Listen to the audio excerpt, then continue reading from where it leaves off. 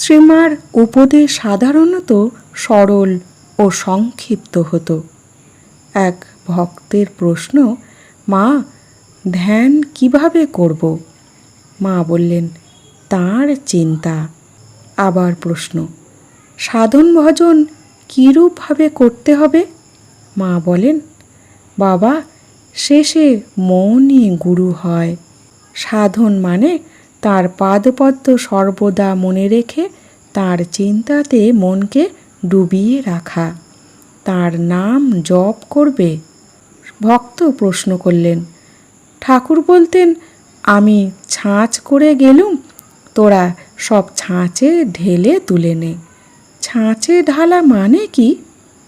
মা বললেন, ছাঁচে ঢালা মানে ঠাকুরকে ধ্যান চিন্তা করা। ঠাকুরকে ভাবলেই সব ভাব আসবে।